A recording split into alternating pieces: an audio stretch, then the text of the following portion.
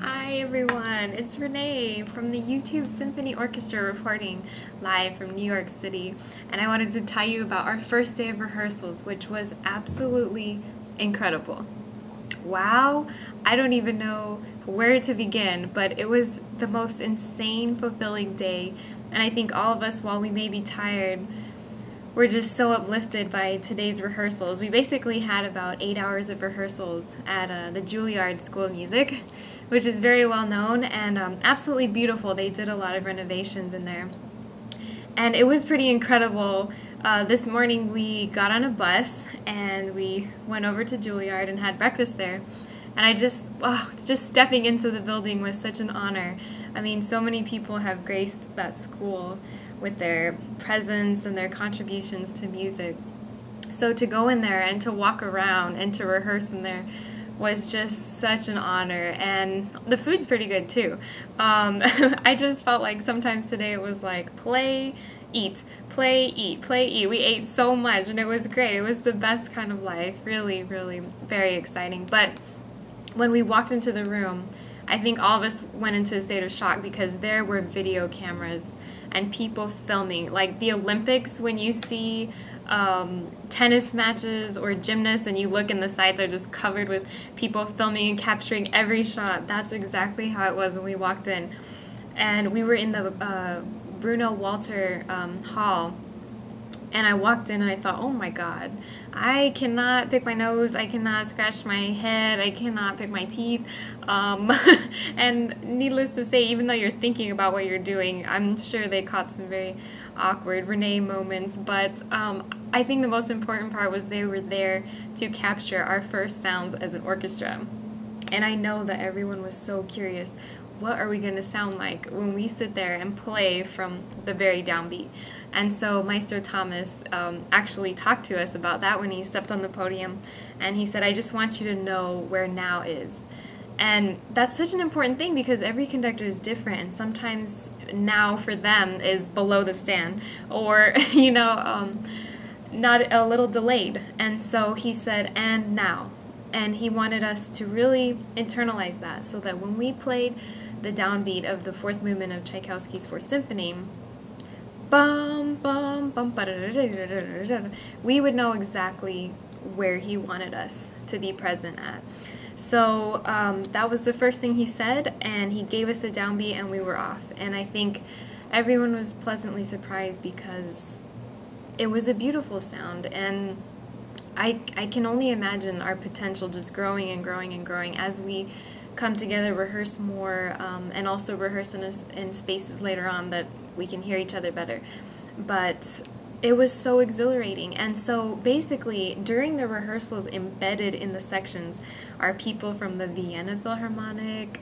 I can read some of the names, like Joel Smirnoff from the Juilliard String Quartet was there a little bit later.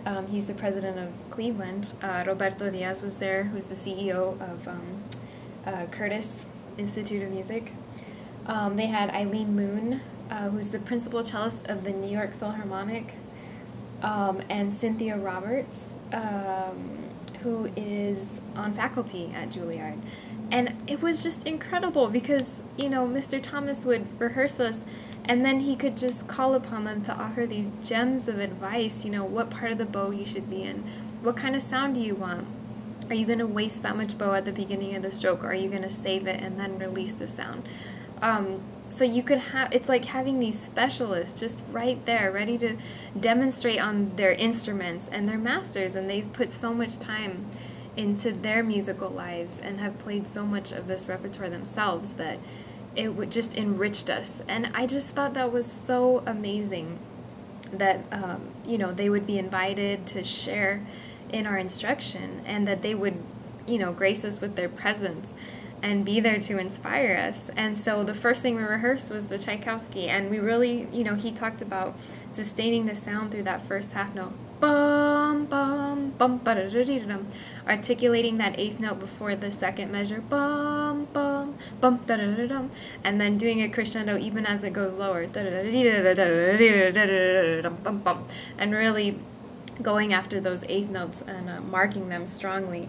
And so, I mean, everything that he had to offer just really brought us together very quickly. And I have to tell you, it was so inspiring to look around the orchestra and you see people from every race and creed and color, and I mean, it's just spectacular to see that, and very inspiring that we are all here and we respect each other so much, and we're here to make beautiful music. I mean, who could ask for more? And I mean, wow, it was the Olympics of classical music today, and I think it was so rewarding for everyone, and such an honor to be here, you know, in New York City at Juilliard, which is kind of a mecca of music places.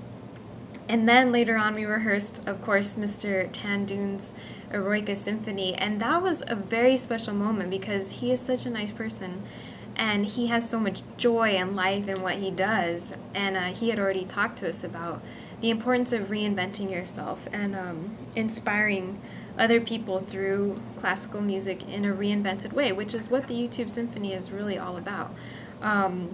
And we started playing his Eroica Symphony, and it sounds so good live. You know, the recordings are great, but I really think people are just going to appreciate the live sound, especially with him conducting. And it was just a really joyous and hopeful moment because the melody is so soaring, you know, and da da da da da da da da dee.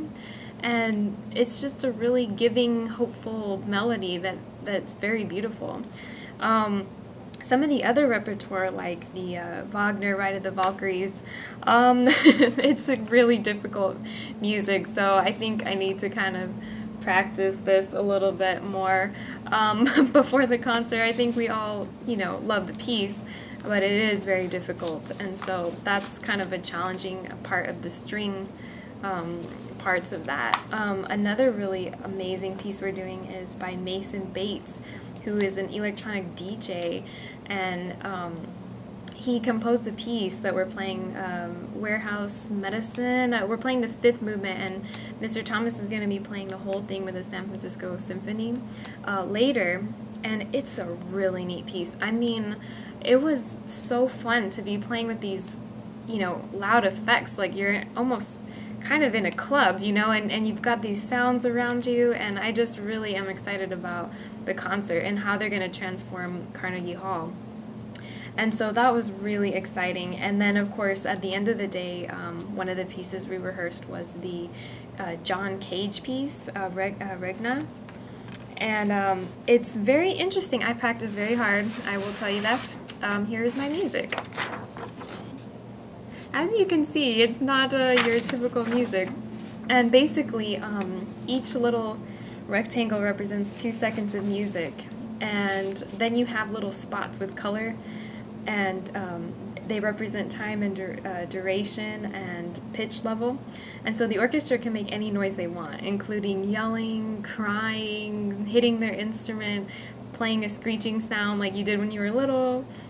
And we could also bring our own instruments, and I have to say, I had to bring out the recorder, and I cannot play the recorder, let me tell you this, and everyone will know this on Wednesday, but luckily it's not a featured part. You can just make sounds like,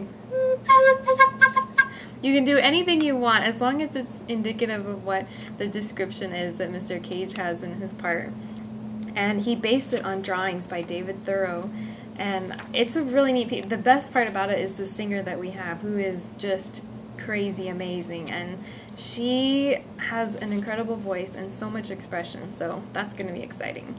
But all in all, I think, you know, today, 8 hours of rehearsing, we were so thrilled. Every moment, every second that we were playing. And I really look forward to tomorrow. I think tomorrow we're going to have our first rehearsal in Carnegie Hall and be able to hear how it's going to sound in that beautiful, beautiful acoustic facility. And of course, so many people have played there that it's just, I feel like I'm in heaven right now, really. I mean, I just never, ever would have dreamt this up. So really excited about that. And of course, I've met so many people from all over the world, and it's been such a pleasure, you know, David France from Bermuda. He told us how he almost got kidnapped in India. That was not good. But he's here and we're really happy. Ben Chan, let's see, Tiago from Portugal, and gosh, so many people from everywhere. Donovan from Canada. Let's see, who else? Of course, Dr. Calvin Lee. We all know him. And so many people in every section. Rachel, Victor, our first chair violist, is really, really amazing. His sound is great, and he has some solos like in Debussy's Nuages. So I guess I'm just so thrilled to be here, and I hope that shows, even if we're all a little tired, but we're very, very happy. And so I hope that I can get back with you tomorrow and share with you more about our experiences and the pieces we're going to be playing for you on Wednesday. Bye.